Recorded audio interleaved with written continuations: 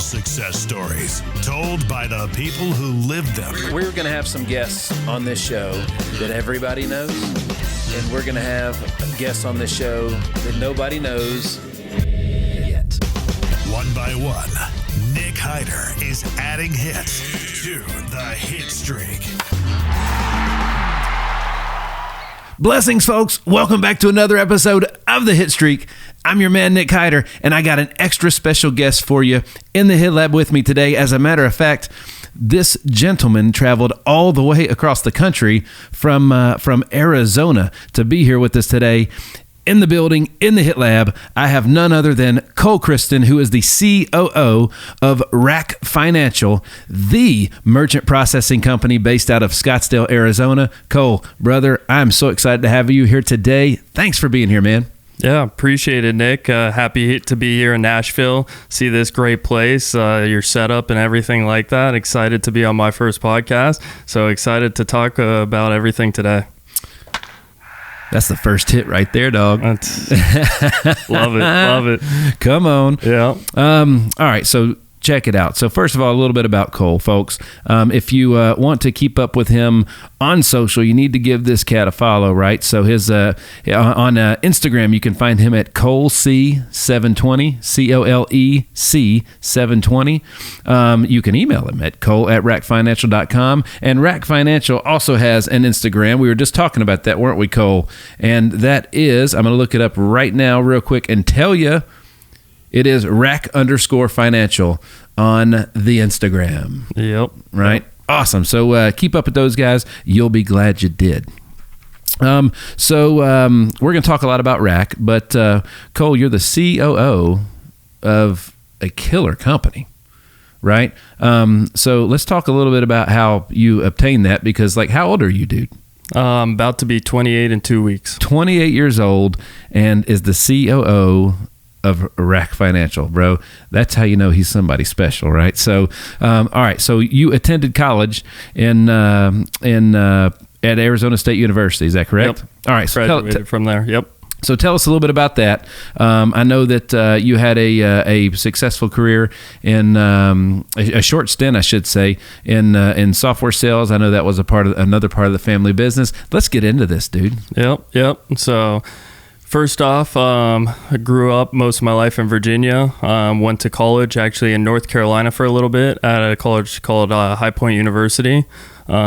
Big focus in business. Always knew I wanted to get into business, and originally thought it was going to be software sales. That's what I got started in.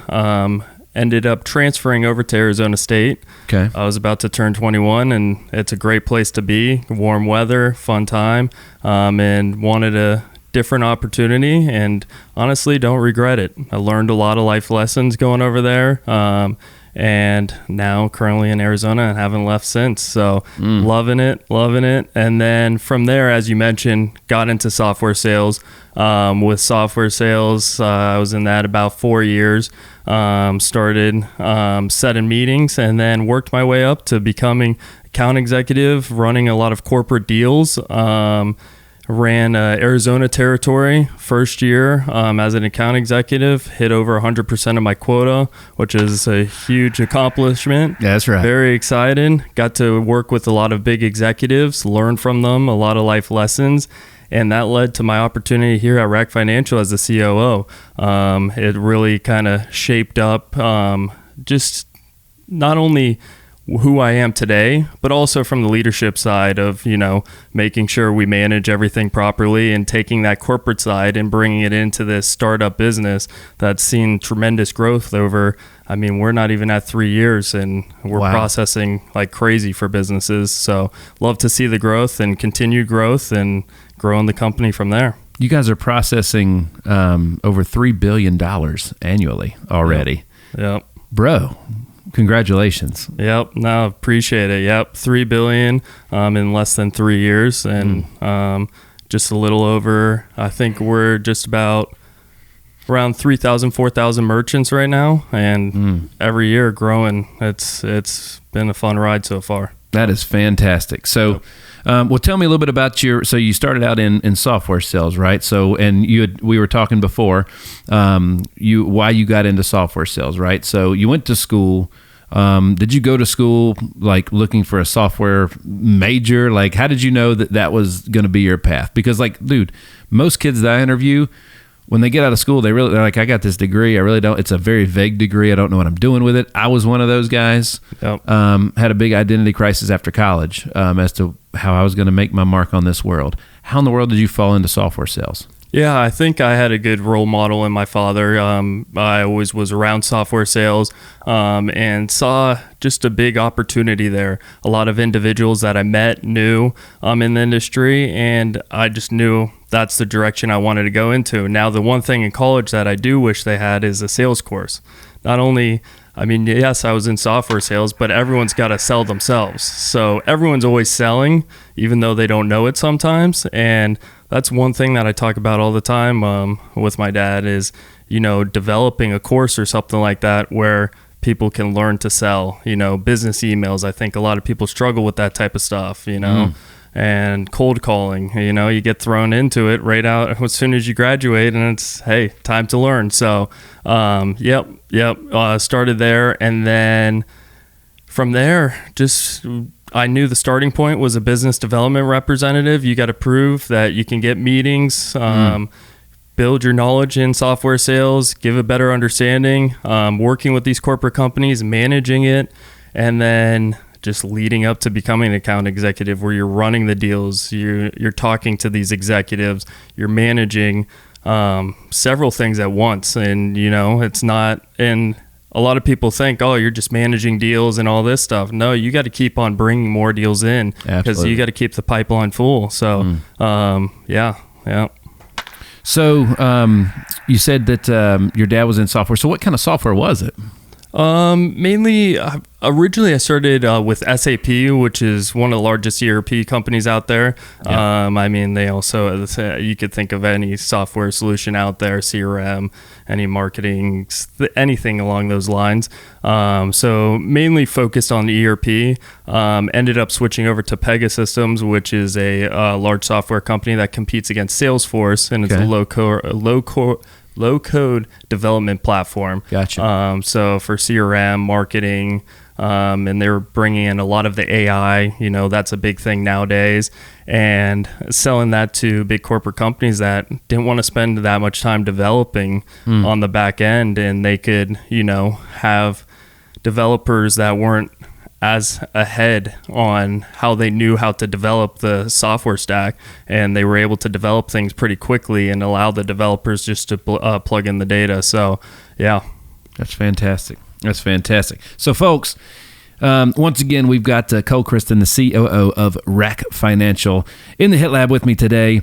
And we were talking about, he's using a lot of words that so a lot of you may not have heard before, right? So that's what smart people do from time to time. And that also shows their qualifications. So he's talking about software and CRMs and anything and everything involved in those. And because all of the great businesses that you are a customer of, that you are a client of, that you love to enjoy, they all use these tools in the back. Yep. Right? This is how they track all the stuff. This is how they track your behavior and your activity and make sure you get the best customer experience over and over and over again. Yeah, exactly. And that's a good point to bring up. I did kind of get ahead of myself. But yeah, it's just how they manage, your relationship with that business. Hey, where are they spending money? How can we help support them best and offer the right opportunities and products and services? So, yep. That's right. So you went to finished at Arizona State University, and you came over to RAC. How many years ago now? Year, and I think I'm about to hit 8 months. Year and 8 months. So, and what was the reason that you went from? Because you were obviously you're very successful doing what you were doing in a very short amount of time, and gosh, the fact that you could hit your sales goal in a year plus some. There's so many people that don't achieve that, and so that's fantastic, first of all. But secondly, what made you make the change from software to merchant processing? Well, I think it really came down to, as I mentioned earlier, I was very conservative, not big on taking risks and everything like that.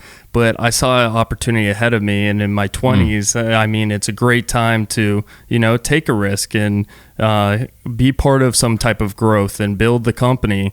So that was my big focus is, okay, there's a company here, they're onto something right, and they need help managing the growth. And honestly, I felt with my background being in software sales, it's somewhat similar, and honestly, a little bit more simplified, especially when we go into it a little more later. It will give everyone a better understanding of what it really means. But just managing that growth overall, and I just saw a huge opportunity, and I was like, why not? So if I'm going to take a risk, might as well take it at a young age. It's fantastic, folks. If you're a business, or if you own a business, or have friends that own businesses, and they process a payment online, basically anything other than cash exchanged in hands, they probably should look and see if RAC can improve their situation, because I pretty much guarantee they can, right? Yep. That's where we guarantee the lowest rates, and honestly, our biggest thing is transparency. It can be very confusing, and the rates and fees that you're charged. We just want to make sure you understand that, and we're here to support and consult from that standpoint. And hey, we would love to have your business and partner with you guys, and that's our biggest goal. Is our biggest focus is really just around good customer support and just being transparent, like I said. So that's fantastic. As a matter of fact, I will. If you go to the details of this episode, there is a link that will take you exactly where you need to go. Should you want to inquire about having RAC do your merchant processing for you, to save you money, give you a better experience, and at the end of the day, give your customers a better customer experience too, right? Exactly. Awesome. So, we're talking about merchant processing, dude. I'll be honest with you. I guess I'm new to the space, in the fact that just like everybody else, when it came time, we structured our business, we organized our business, and it came time to set up revenue, it came time to set up POS systems or whatever. I did what everybody else does, and I was like, man, we got to accept a credit card. So I called the bank, called my bank. And look, I love my bank, right? I love all my banks. I have multiple ones. And the people my reps at the banks, nobody ever told me that there was other companies out there that do this that aren't banks, right? And banks were built to do certain things great, just like, some people like Pizza Hut for their wings, but like Pizza Hut's going to be the best at pizza, right? Or that's going to be what the wings are just a additional feature, right? When it comes to banks, I didn't go to a bank. I didn't build a relationship with the bank in the beginning to process transactions. I went there so they could house my money, right? And I could get debit and credit lines and debit cards and checkbooks and everything else, right? So I had a place to manage my money. So that wasn't why I built the relationship for merchant processing. I didn't know, dude. I didn't know that there was other companies out there that you could call to do this. Yep. Why in the hell don't we know that? I think that's the biggest thing, is just educating people on it. It is an older legacy industry, I feel like, in a certain way, with these older companies. They're so good at what they do on the processing side, is, the technology and everything has come along, and that's our job now, to show people where they can save money, the newer technology to help process payments and cut your fees. Because, basically the biggest thing is a lot of these businesses are saying, hey, we'll give you a flat rate up front, and everyone thinks, hey, this is a great flat rate. Well, let's dive deeper into that flat rate and understand the interchange with the card brand fees that you already have to pay as a merchant, and then the processing fee that comes with that. So that's where we try to break it down, help everyone understand, and making sure they have the right solution for their industry and the right technology stack, and they're plugged in properly. So told you. That's my dude right there. That's awesome. So, well, first of all, like, again, when I first started finding out, like, I remember when I found out that you guys were even there, I was just like, how in the world? Like, the only thing I regret is that I didn't know about you sooner. You know what I mean? Because what you guys have been able to do for all of it, for all the stuff that we manage. has been great, and that was why I wanted to get you on so fast in here, because it's like, dude, more and more people need to know about this. Yeah. You know what I mean? And what the company stands for. The founders of the company are freaking amazing people. Like, you know what I mean? Like, that's most of the time the people that have the success that you guys as a company have had, it changes you, or I guess it brings out the real you is what I should say. And man, like my wife and I were just blown away the first time that we met you guys at just how amazing of people you are, and how you do things for the right reasons, and all the things that you stand for are just so in line ethically and morally with what we believe in, man. You know what I'm saying? And I think you got to do business with people like that, right? Yeah, no, I appreciate that. Yeah, and that's why we love working with you guys as well. And that's what we've really built it off of is, just being upfront with people. I mean, if we can't truly help you, we're going to be upfront with you. It's all about everyone growing their business, and it always comes back around. And as the business grows, we'll be there to support your growth, and it might not be the right time.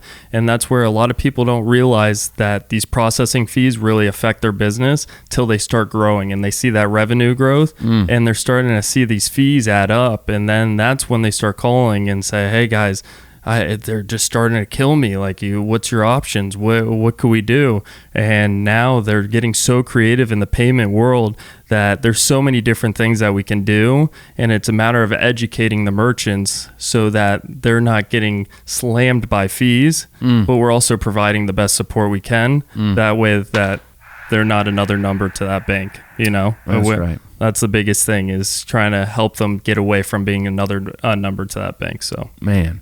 Well, you guys, you definitely care. I'm just amazed at how big the company's gotten, yet you guys are still able to make us feel like we're the only client you got, It's been a great experience. And, again, the only thing I regret about working with you guys is that we didn't do it years ago. You know what I'm saying? Yeah. So that's been fantastic. Well, again, merchant services, processing, you keep mentioning fees, all this stuff, and eventually, like, at the end of the day, if the bottom line is affected by something, it has to get passed on to the end user or the customer, right? That's usually like if oil pricing goes up, then usually the gas at the pump goes up, right? It's the consumer that is that's going to be paying for those. I guess let's just get really elementary here on what this is. So you're processing a payment. So I have a credit card and I give it to, I want your service or I want your good, and I give it to you, and you scan the chip or you swipe it or I tap or whatever, and I click approve, I sign, and boom, I'm out the door, right? That's what I know, the customer. Okay. Let's talk about it from the business owner, right? So what's the business owner care about during that process? Yeah, so the fees that are associated with that are basically marked up based on the card brand that you're using, like a Visa credit card, and then also the processing fee on top of that. So if you're buying something for $20, but on the merchant rate fees, it costs $3, really that business is only making $17 at that time.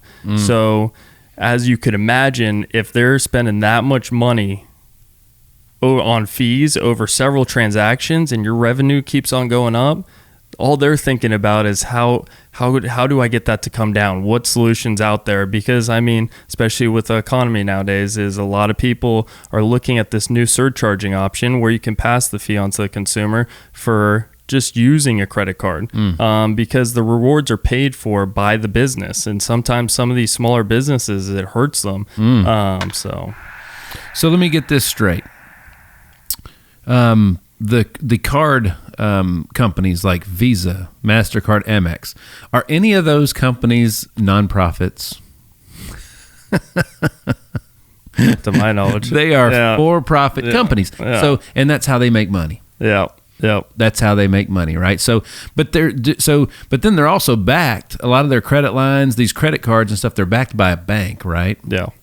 Okay. So how does you guys' relationship because you guys have to have relationships with the banks, obviously, to do this, to process this stuff, right? Yep, exactly. So every processor has a back-end sponsor bank, and those sponsor banks are the ones taking on the risk from a merchant standpoint, and that's where, certain banks specify in certain industries and based on the risk, and so that's where it all kind of comes together, is having that back-end sponsor bank, but they're the ones that do the settlements and everything like that with the processor, who's the overall underwriting and everything that kicks back to the sponsor bank. Yep. Interesting. So, and if I'm a business and I'm like, I wonder if I could have a better deal awaiting me somewhere. It's what I've learned is it was such an easy transition for you guys to just figure. You guys ran the analysis, gave me a nice little presentation. It was super simple. Like, it literally wasn't even that much time. I put it to you this way: the education that I got from the work that you guys did before we even decided to do a deal together was the education that I got was worth every second plus some before the savings began. You know what I mean? I learned a lot. And I was like, it's one of those things, like, it still happens to this day where my wife and I will learn something and we'll be like, how did we go this long without knowing it? There's actually a TikTok trend right now where it's a bunch of people in their 30s that are like, I just, like, something I should have known, like something with like children's vitamins or something that they should have known as a kid that they learned in their 30s. And it was like, I can't believe I'm 30 something and learning this. I can't believe I was 40 something and learned this. Yep. You know what I mean? So is it safe to say that every business right now, if they're not with RAC, what do they have to lose by finding out if you guys are a good fit for them? Yeah, I mean, that's a great point. And the biggest thing that we like to focus on is giving everyone a merchant proposal on your current rates and then a comparison. How can we drop those fees? How can we better understand this? So what we like to do is take a current processing statement, break those fees down side by side with our fees and how we can save you, and find the best bank or processor on our end and show you guys the best solution that we have available. And then based on that, you can see if it's beneficial to your business. How much money are we really going to save by doing this? So that's honestly the biggest thing. And it's funny when people ask, like, how much, I don't even know how to read this statement. And that's the biggest goal, is there's just few numbers that we got to pull out of there and show you these are fees that are affecting your business. The other fees you cannot control, but we can help you control these fees and help be more transparent. Like these big box retail stores, Target, Walmart, a lot of them use the pricing models that we do to show transparency. You guys, it's what you just described was a lot, almost a lot like in other spaces, almost like a broker, so to speak. You're out there hustling and doing the work and rounding up, putting together the best deal, getting everybody involved involved in it, and then bring it to fruition. Like that's pretty cool. Like, again, I was just blown away that this is something that I haven't had a job in 2 decades, and I didn't know about this, which means I've been working for myself the whole time and didn't know this. Oh yeah. That's where Kerry even mentioned, the CEO and founder. He mentioned he wished he found this 20 years ago because he didn't realize the opportunity that was here. And with the several businesses he ran, as we talked about earlier, is he got frustrated with his payment processors. He almost started knowing more than them. And then that's when the business saw an opportunity of, hey, we need to get into this industry and really build off of this because we believe we can do it better and provide better service to customers. Well, like I say, you mentioned Carrie, who is, again, Ree and I were just blown away by the family and how just when we first met them, they welcomed us with open arms. Like everybody was just, you guys just treated us so well.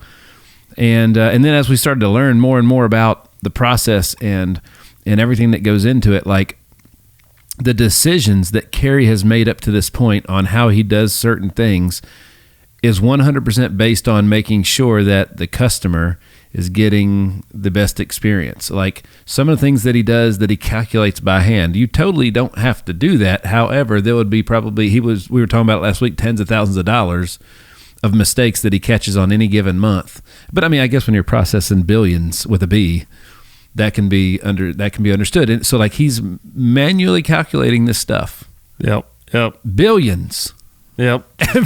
Every month. And like you've got agents to pay and payroll and everything else to come out of that. Unreal. Yeah, we got to make sure we keep our agents happy. I mean, that's the biggest thing of part of our success is our agents referring business and us helping them get these tough deals done. And that's another big thing for us is getting deals that most people have a challenge with. We work our hardest to get those done because then it pays off in the long run and banks start buying into more what we have to offer.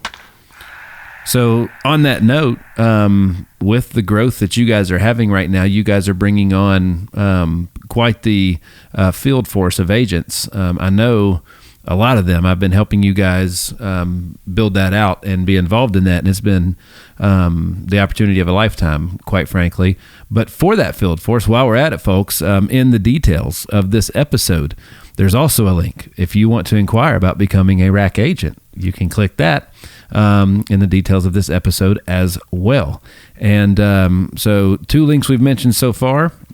One is to see if your business is a fit for RAC Financial to be a client, and if you want to be an agent for RAC Financial, that's the other link, right? Awesome. Exactly. So, so obviously, Carrie and Rebecca, the founders of the company, they're running a great business. But like most great business owners do, they look to the future, right? And that's why you're here, right? Yeah, that is why you are here. So, and they've been in the business for a while. Do you know how long that Carrie's been in this space? Carrie now has only been in the space about 8 or 9 years. Started with another company and then jumped over to starting RAC Financial. So 8, 9 years, but I mean that's an eternity in these days in something like that. Yep, exactly. I mean, it's crazy how fast it's gone, and I think he's even shocked how fast everything's built up and everything he's done in the industry so far. So, yeah, we're looking forward to doing more and working with you as well, and, you know, as we build out these teams and, you know, keep the growth going and supporting all these merchants and help them run a successful business. So RAC's been in business now for a few years, and it's, again, like how many businesses in their first 10 years can reach a $1 billion spot with a B, like with a B, folks, not with an M, with a B. You guys are processing billions. You guys have some massive clients. Are there any I don't know if you can do this or not, but like, I mean, literally, like a lot of the people listening to this right now, the next time they go swipe their card at some of their favorite places, they're probably being processed by RAC. Yep. That's cool, man. Yep. Some big businesses out there, a lot of restaurants. I mean, we're in so many different industries just because with, as you mentioned, being a broker among different solutions, we can provide the right solution. So it's been super cool. Yep. All right. So we talked a little bit about the industry itself. Let's talk about, you mentioned the word, a couple things you talked about that I believe in a lot. First, you talked about being able to take risks in your 20s. That's Warren Buffett said that I don't know how many times. That's so important because you have time to recover if it doesn't work out. You're going to make mistakes, right? Better to make them when you're 25 than 45 or 55, right? Because they sting way worse. Yep. As a matter of fact, my wife I wouldn't say my wife contributed to the mistakes we made because I've always been the leader in our professional world, but so I'll say the mistakes that I made to get to this point were some of the biggest mistakes you can make in business. And if I wasn't young enough to recover from it, it would have been the end of our family. You know what I'm saying? Like it would have been really bad. But because of I'm willing to learn, I'm willing to keep getting back up, and I was young enough that I had time on my side to do that. So like all you young people out there, man, like, you know, when you're trying to figure it out, that's exactly what you got to do is you just got to get out there and figure it out. Yep. Right? No, exactly. Take any opportunity that you have out there. I mean, it's, I believe, the one time to try several different things at once. I mean, that's where jumping from software sales into the payment processing side of things, I think it's definitely the time, because in your 30s, people start to get more into their career, the focus there. And then into your 40s, that's when you really go to crush it. And then, you want to work your way up by your 50s and 60s where, hey, it's cruising for you, and, you really built something up. That's right. And you keep mentioning the word opportunity, and I love that word. We say that word a lot. I think one of the most damaging things that can happen to a human being is you're called here. God put you here to do something, and you're the best at it.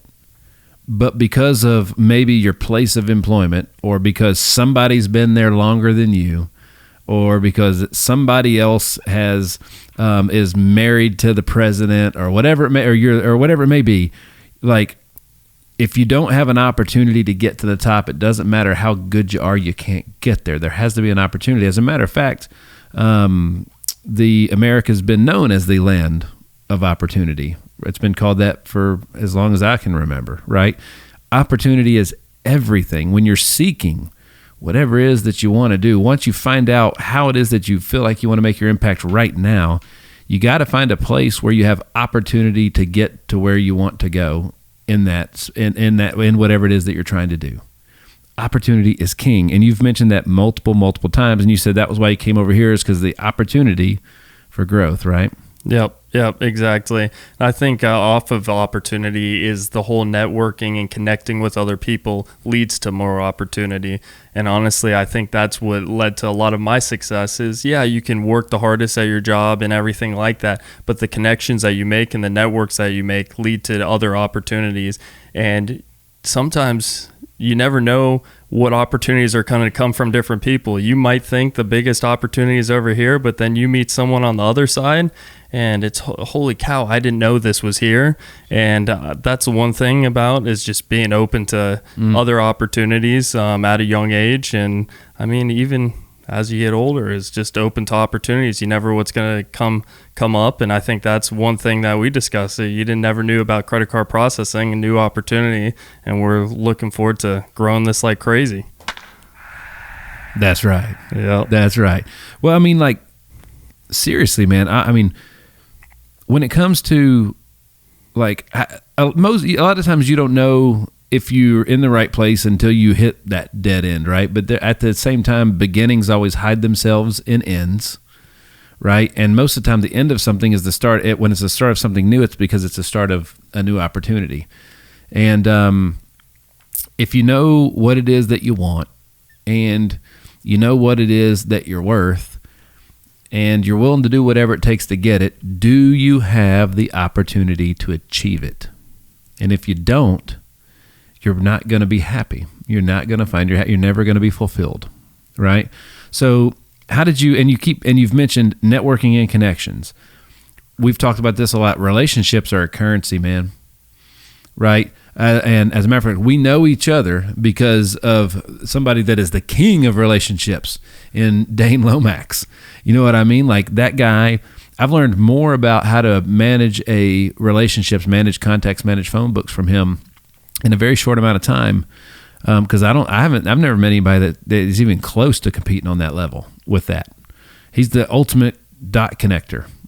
Yeah, it's crazy what he's done. I mean, just the people he knows and, bringing all of us together. I mean, I couldn't be happier. And I mean, what he's done, I definitely love what he brings to the table. It's wild. It's wild. 100%. Once again, folks, we're talking with Christen, the COO, the Chief Operations Officer of RAC Financial. And we're talking about a little bit right now about relationships and the importance of them. It's crazy if you, there's a saying that you're the average of the 5 people you spend the most time with. So obviously there's 5 relationships there. That means basically the 5 relationships that you're investing the most time in right now. That's usually where you're at and who you're at. That's why it's so hard to get out of the trailer park or get out of the ghetto, because usually the relationships you have are with other poor people or other people that are going through hard times. When you have, like, all the richest people in the world as far as money goes, they have a lot of relationships with other people that have lots and lots of money. That's what I've come to figure out over the years as you study these folks and what they all have in common and so on and so forth, right? So talk to me about at 28 years old, dude, like I'd say you're way ahead of the game, way ahead of your years in that in the maturation of understanding that. Like, how did you come up with that? Like, how did you learn that? I always had great relationships, and I knew I should do more with them. I just didn't know how for a long time. Yeah, and I'm still figuring it out today. I mean, there's several other people that I would love to be connected with, but I don't know. It just, as growing up, I had a lot of interest hanging around individuals older than me because they have a lot more experiences. They've worked for different companies. They've started companies. Hey, what was your experience over this? You're 20 years older than me, and it's the wisdom that you can retain from them, and you know, the mistakes that they made is you can live it through them so you don't make as many mistakes going through the process. So that's honestly, sometimes I feel like some of my friends be like, dude, you're hanging out with these older guys all the time, and I mean, I just love listening to stories that will help me in the future. And yeah, that's one area that I started at, and I think it led to many opportunities based on that. Later down the line, once they knew I was out of college, I think it took a little time. I was like, oh, okay, you're out of college, let's talk. And so, yeah, loved it.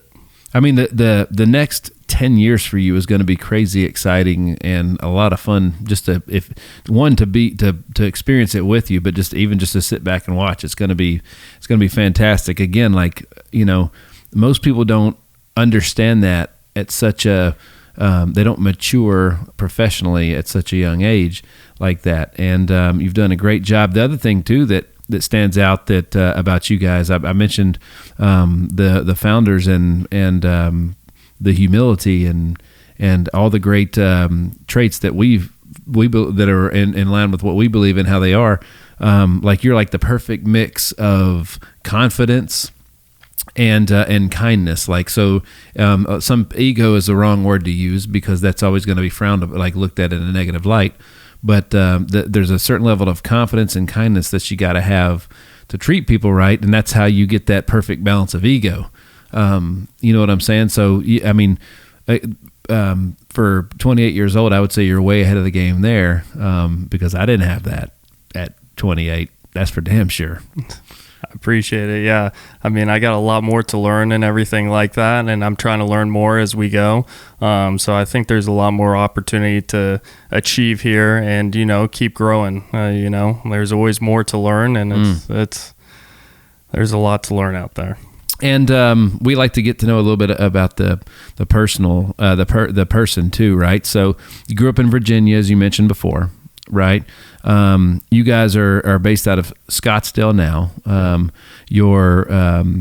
Your dad lives in San Francisco, right? Correct. Yep. Where he's still in software sales. So the whole family moved across the country. Exactly. And like, look, folks, he's got every reason in the world to be a turd. Like, you know what I mean? Like when your parents split up, my parents did that at I was in my 30s when like my mid 30s when that happened. So we'd already had kids and we were out of the house and moved on. It affects you different. It still affects you. But how old were you when all that went down? I think I was 21 when I was going to Arizona State. They separated, and it was definitely a hard challenge. And then, yeah, I mean, I still have a great relationship with both of them and love them both to death, and great opportunities that I've learned from both of them, you know, not only with my dad with the software sales side of things and managing and, you know, making me who I am today, and then learning from my mom and Carrie as well, as they have given me great opportunities to excel and grow as I go. And I mean, to your point is, even when I got out of college, I didn't even know fully how to work. Like, this wasn't where I was just crushing it as soon as I came out of college. There were definitely opportunities where businesses that, I was like, oh, holy cow, I'm not sure what's going to happen here and everything like that. And finally found something that I can truly be excited about the growth and, supporting this family-run business and the overall growth and continuing to do the right thing and working with great people like yourself. And that's our main goal, is we just want to continue the success. And honestly, just keeping our customers happy is the biggest goal. That's it. If you have happy customers, you have a good business, like always. You know what I mean? If your customers are happy, you got a good business. It's thriving too. Yeah. So we talked a little bit about the growth of RAC Financial in just a few years. Talk to me about that journey, and I want to talk about the types of businesses too. Like, you guys, there's so many different types of businesses. Whether it be like, I know there's you guys are keeping up with the trends of, like, I don't know, and the keto pills and the movements of all the diet stuff, and the world of online purchasing and shopping and e-commerce and all that stuff, and outside it's funny, the cash that's in my wallet today, because I keep some in there at all times, right? For a rainy day. It's been this, like, I don't know who Sarah is, but she signed, there's a bill in my wallet that somebody wrote Sarah on it. It's been in my wallet for a good 6 months. That's how little I use cash these days. That's like the way of the world right now, right? So, talk to me about the growth, going back to the growth of RAC, because you've been there, watched the whole thing go from start to from 0 to 3 billion in processing, and then some of the cool types of businesses that you guys get to work with. Yeah, so we're very unique. There's normally businesses that focus mainly on low risk clients that are restaurants, retail stores, car dealerships, which we focus on, but we also focus on the high risk side of things, where when people talk about high risk, is a high risk a chance of chargebacks, with people saying that they didn't receive the product that they wanted. And that's a big thing, because Visa and MasterCard monitor that. They want to make sure true businesses are processing payment and they're saying what they're going to do to the customer. They're not just doing payments that... There has to be a lot of security, right? Yeah, exactly. And you have to, all the compliance that the businesses have to make sure they're updated on and everything like that. So that's the biggest thing, is on the high risk side of things. It's a lot of, these businesses that advertise keto pills, supplements online, nutraceuticals, trading platforms has become a big thing. A lot of young individuals want to become day traders nowadays, and we've seen a huge growth in that business, and a lot of individuals trying to find the right processor, they want to have a good account, because with the high risk, you need to almost have a partnership with those high risk clients, because you want to make sure you're operating on a good account, you're keeping that account open, and you're not going to upset Visa or MasterCard. You're running a true business, and that's what we're here to help manage and consult on. And so businesses like that. But once again, we focus, we do over 1,000 restaurants. One group has 700 to 800 restaurants that we currently do. So we're fully capable of that with POS systems fully integrated. Car dealerships, we do a lot of them. They're mainly on the car service and auto parts side. Sure. Collision centers. I'm trying to think of a few others. But yeah, I think there's endless industries. A lot of gun parts companies, ammo companies we work with. Any casinos and... A little bit on the gaming side, so that's more of our high risk side. We do have the options there, online sweepstake companies and stuff like that. It's definitely interesting, and we have to make sure that they're licensed and legally running through all this. But once again, that's all in a partnership. Is we got to communicate with them, and they need to communicate with us, so we can make sure that we're both running proper businesses and making everyone happy, and Visa and MasterCard are That's comfortable with those payments and stuff like that. So it's all about really consulting, giving feedback to a lot of these individuals that don't truly know what merchant processing is. Well, let me ask you this is a very elementary level question. Yep. And it doesn't happen as much anymore as it used to, but especially the smaller companies, the mom and pops, a lot of times they would only take Visa or MasterCard. They wouldn't take Amex or Discover. What other ones are there right now? Is that that's the core four?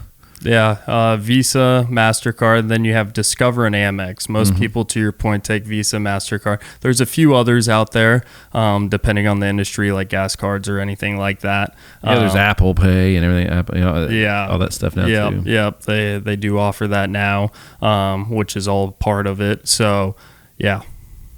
Interesting. Very interesting. So what would make those little guys back in the day only take Visa, MasterCard, and why wouldn't they accept Discover and Amex too? Did they not get approved? Did they not do enough volume? Was the fees too high and they couldn't figure out how to make it work? A combination of all the above? So Visa, MasterCard are the main ones. Most people have Visa or MasterCard in their pocket. So typically businesses just see their consumer using those cards most of the time.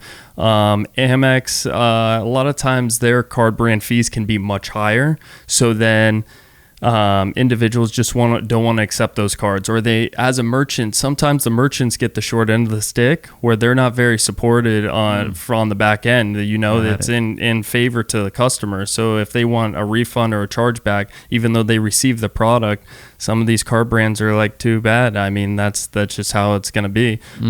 So the biggest goal is just making sure that they're happy and selling a product or service that consumers are going to be happy with. Interesting. Well, man, I know that if I'm in my 20s or even early 30s, I'm looking at this guy and I'm thinking, all right, so he's obviously done some things right. Let's make sure those folks get some gold nuggets out of you today from that. So like, you probably have some mentors. You probably keep up with some prominent people online that you look up to. You probably read some books. You do things to grow that powerful muscle up there in that brain and that mind of yours, in that head of yours, your brain, and everything else. So let's talk. First of all, let's say so you're the COO of RAC, and they brought you in basically as they get ready to go the next destination in the RAC culture, in the RAC business, and the RAC journey. Like where do you see yourself going in that journey? Like what's next? What's next for you? Like 10 years from now, you probably have a vision of who you are. What are you doing? Yeah, I mean, I personally just want to keep growing the business. There's a lot of potential in this industry. As we grow and build a portfolio, we could potentially become a full service provider where we can offer more and have our own sponsor banks. So then we can do more for the customer and build a back end. With our success, we can build that into a lot more. Would love to. We've been talking about, getting into the personal brand and everything like that. And that's a big thing that I want to start focusing on over the next few years, is building that personal brand, sharing more of this information, getting out there so individuals understand what we're doing and how we can help and we can be credible, because we do have that credibility behind us. As we've talked about today, we've had a lot of success. And so as we grow, and I mean, to your point, is a big thing that I've been focusing on is, just health, continuing growing, working out. Been focusing on listening to a lot more podcasts and reading, because the more you keep your brain active, I got to be constantly going a lot more, and I'm trying to figure out how to keep my brain active, because I mean, obviously you need your time to, just relax, but at the same time, I need to advance myself and continue learning about the industry. I don't know everything about the industry at this point, but, there's new things coming every year. Yeah, man, the tech keeps evolving. Yeah, especially even with crypto nowadays. Wow. A lot of, we have solutions now that can take crypto payments on the back end. And, really? Yeah, so we're starting to get a little more of that, because a lot of people are interested. I actually talked to a car dealership that they mentioned that they've been looking at that type of stuff. So definitely I have more to learn about that. And but we do have the solution, and we're here to talk to businesses about it and get a better understanding. Are you guys only can you only work with domestic companies? USA, can you work worldwide? We can work worldwide. We will have to go to different banks. The big focus is with those banks and processors. Typically, if you're in the UK, for example, you have to process payments there. So we have to work directly with a UK processor or something like that. So Gotcha. We are capable of doing that. Well, it's probably of interest to, we have a great audience spread amongst 14 countries. And so it's good for them to know that. That's good. Yep.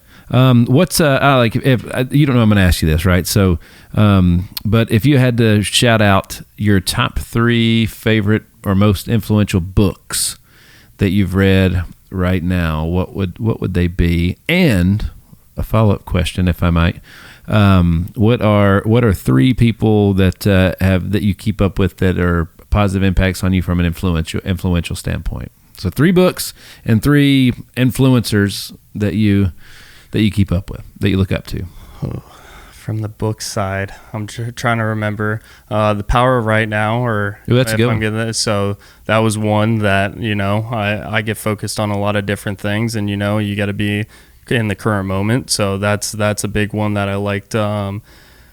I love some of the David Goggins stuff. Oh, just yeah. that intensity, it's the biggest focus, especially sometimes you wake up in the morning and it's like, life could be much harder. Come on, get up.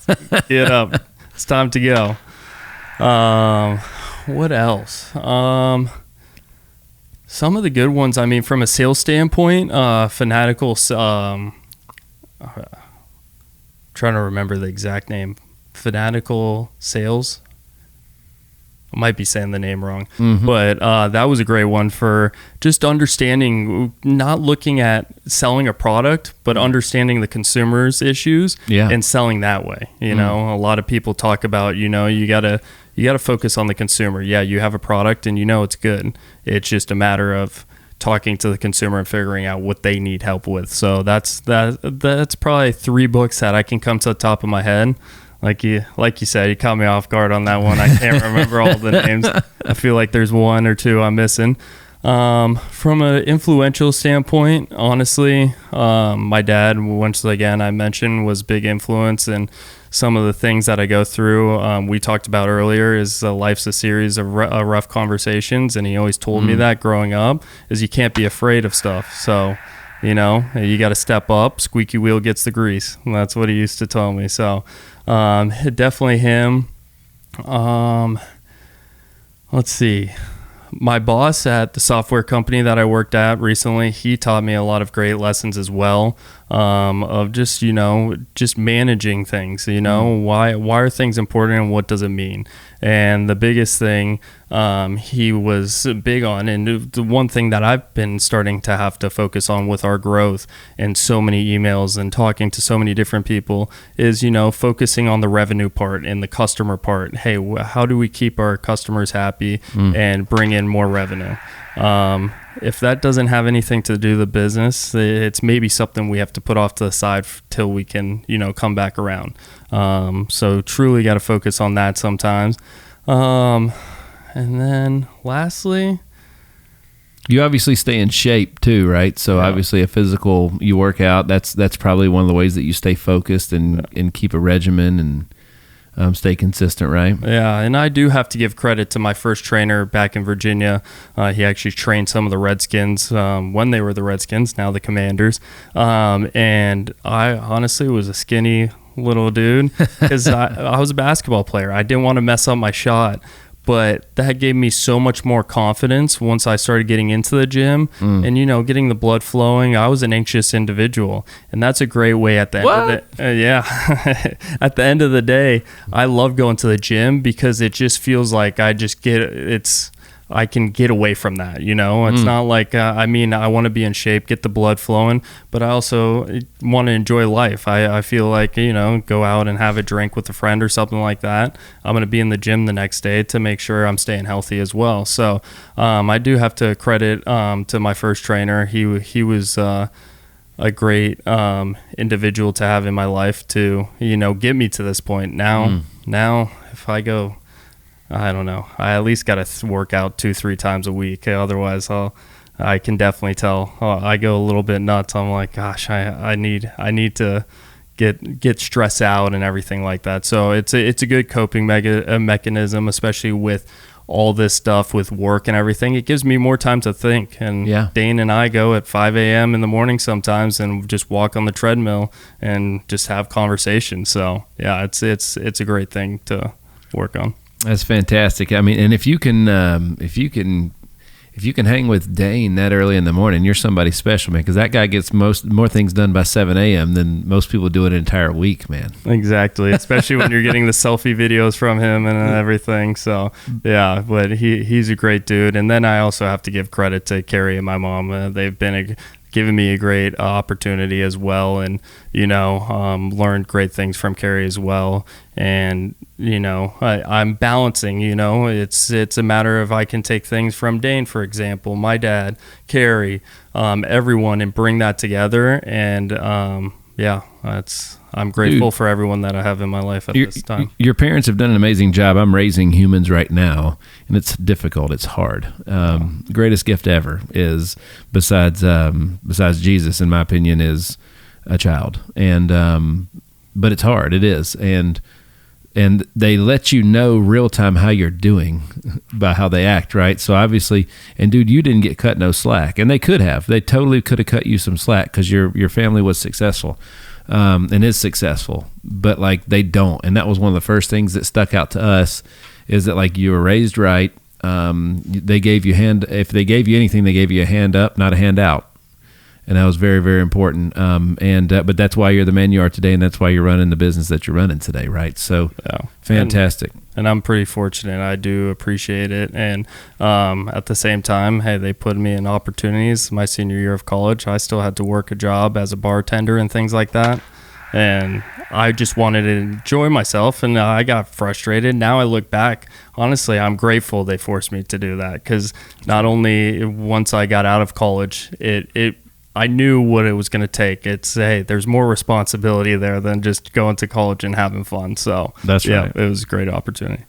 So talk to me about that you have a significant other that is a star in her own right. Yep. Diana, she's a good one. She's been great. She supports me in everything, and she's trying to learn more about the business, and she wants to start helping as well. She's very successful in her industry in trucking. She's currently a safety director at her trucking company, and she does a great job of helping manage the drivers and keeping people on the road. And I definitely love to see her grow as well. It's been a very cool thing. Well, the first time I met her, it was like a lot of people that meet me and they meet my wife. They look at me, and then they look at her, and they look at me, and they look at her, and they're like, he must be able to sell. Exactly. So we knew you could sell, bro. The moment that we met her, I was like, good gracious, that dude could sell. She's a tough cookie too, being from Romania. So yeah, she's a tough one, but yeah, I'll love her to death. And she's taught me a lot of great things, and I think we're teaching each other a lot of great things, and we're excited to be together, and yeah, I'm looking forward to our futures together.